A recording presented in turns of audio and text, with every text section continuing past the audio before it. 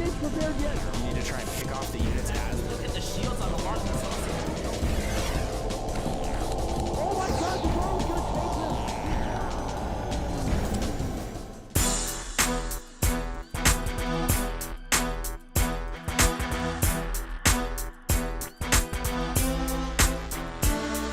Welcome once again, folks. This is Cat's Pajamas. And this is Bane User. And we are back for Losers Round 1 action here out of the IPL Season 2. We have KiWiKaKi, who actually didn't play all that bad at games in Winners Round 1. He just came up against Straylock, and Straylock was playing incredibly well. So. Yeah, Straylock was playing amazing StarCraft. His Terran is just looking so sharp these days. And we also have Empire Nerchio, who is another player that's been doing amazingly well throughout the tournament. Just such phenomenal play.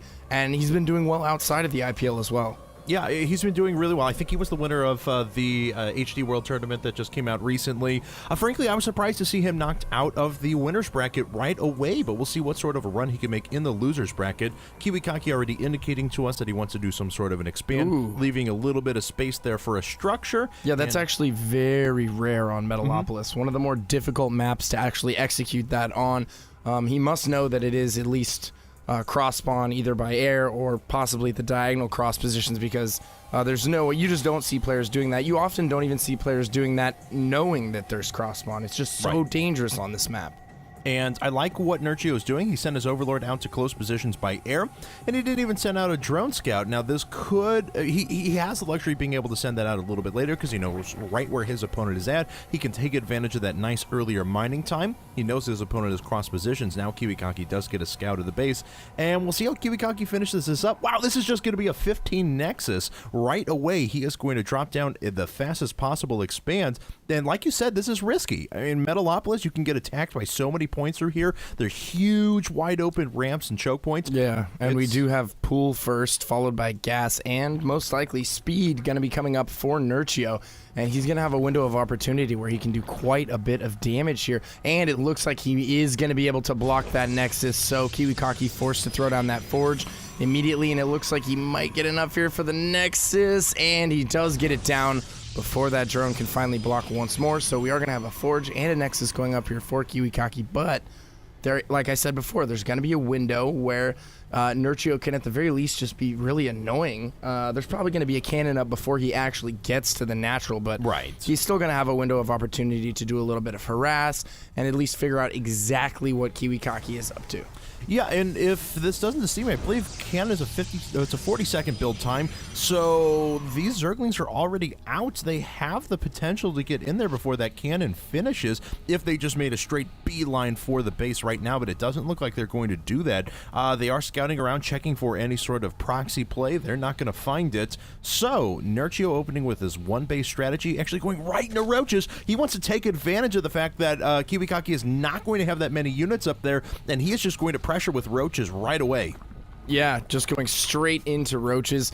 Going to do maybe a little bit of an all-in here. He has not dropped the natural expansion yet, and it is going to get scouted by these... Oh, no, that probe is... Oh, my goodness, did he see that? Let me take a look at KiWiKaKi's vision here. Oh, and no. He did. Wow, that's absolutely horrible for Nerchio. That was such a good scout timing right there by KiWiKaKi, able to just sneak up into the main, and now he knows everything that he needs to know, and he will be able to prepare properly for some sort of a Roach Ling all-in, and it looks like he is going to grab an early Zealot here. We do have 4 Roaches out right now. They're going to make their way over to KiWiKaKi's base, but I don't think they're going to be able to accomplish too much. Here we go. 6 Roaches now making their way up. There is an expansion coming down. This is a good bit of forces here for Nerchio. KiWiKaKi is about to warp in a 4th Photon Cannon. 4 Photon Cannons will be able to hold these forces at bay, especially with the Zealot playing a little bit of crowd control and making sure that all these units stay off the top of the base.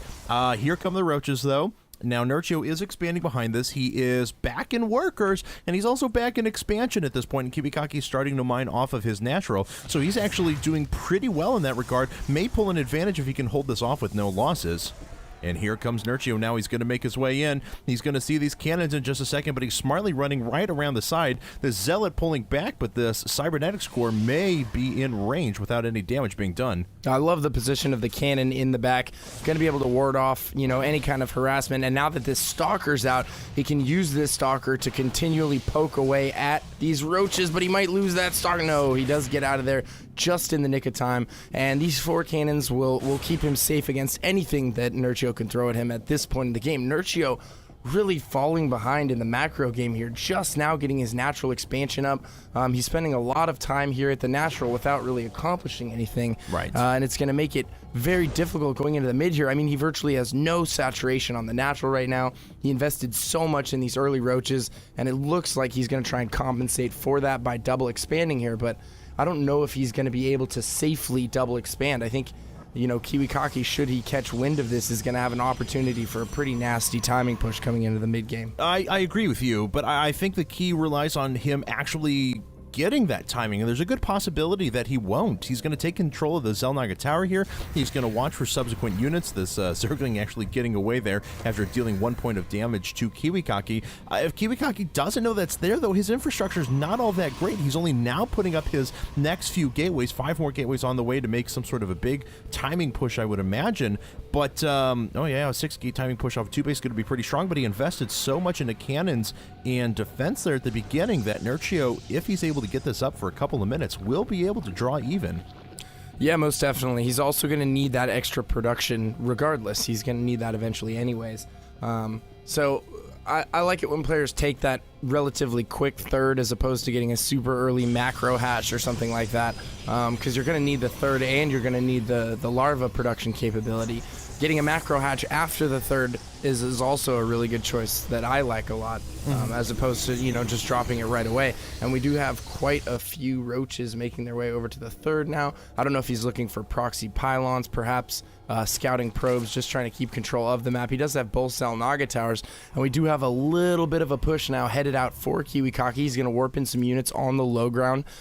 Definitely going to take this Xel'Naga tower and then head over to the third and see if he can get a little bit of harassment done. He does not have a probe following with the army, nor does he have any sentries, so not going to be any force fields here, and really I don't think he's looking to accomplish too much with this attack, and I think he needs to be very careful as well. Yeah, he's only now going up to Twilight Council and thus Blink, but there's enough Zerglings here, enough Speedlings that they should be able to surround these units quite easily and allow those roaches to engage. And I don't think that this attack alone will do all that much. He is warping in another round of units and getting a pylon up, so he's going to be able to advance with some Zealots. Good thing he didn't move in with just the Stalkers, or he would have been absolutely obliterated.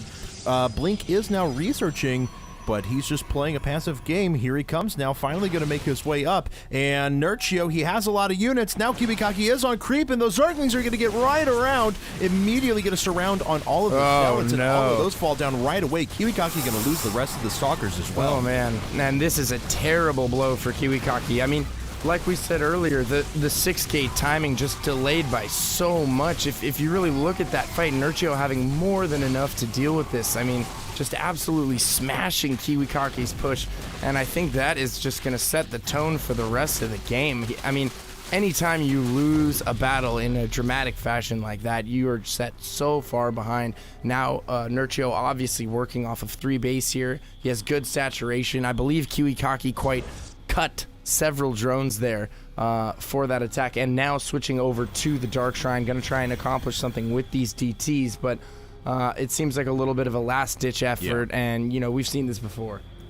I agree 100%. I mean, this is very last-ditch effort. I mean, KiWiKaKi is down, let's see, 66 supply against 126. He has half the supply of his opponent. He is only down by 12 workers as well, which means his army is, well, nothing. It's 6 Stalkers. For the meantime, he's trying to expand out of this and put down another Nexus. Ooh, here come the DTs, though. He's going to need to kill quite a bit. Is there any detection whatsoever? Let's see, Lair Tech is there. Oh, look, he already catches wind of these little blips going by and is immediately morphing in 3 Overseers. So we will be able to deal with this eventually. The KiWiKaKi will get his kills with these DTs. Yeah, he is going to do some damage here, but I don't think it's going to be enough to get back into this game. He was going to have to at least kill an expansion, an entire drone line, something of that nature to really get himself back into this. And it looks like he's going to clean up that final DT in the corner there at the main. Yeah, he will get that.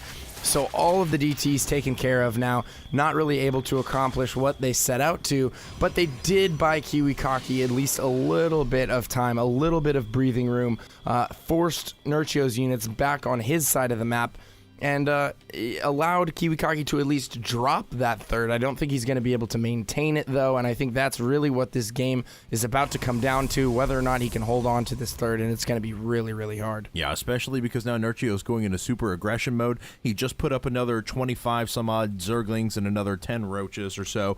So he's up to 27 Roaches, 53 Zerglings against just 12. Yes, that's 12 Blink Stalkers. Certainly not where KiWiKaKi wants to be. He's putting up a couple of Photon Cannons as well to help with a little bit of defense, but against this amount of units, that's not going to do all that much. Here comes Nerchio, though. He's going to start making his way in. He's leading with those Roaches to start buffering damage, and he'll flank with the Zerglings here in just a second. He doesn't see the Lings, and the Lings are coming in from the side right now, and Blink wisely going down from KiWiKaKi, but there are still so many Zerglings here, and look at all those Roaches. I mean, really, he just has to A-move at this point, and I think he will be able to take this third out, and oh god, blinking right on top of all the Stalkers and Zerglings.